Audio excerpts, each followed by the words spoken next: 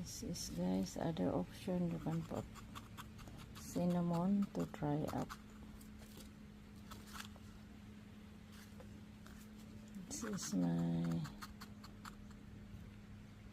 Monstera Laniata Variegata. I'm just going propagating it. Make sure there is nodes in it.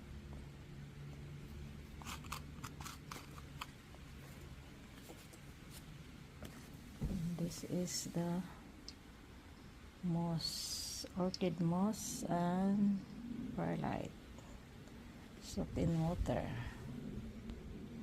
This is the final. I have 10 propagation, guys. So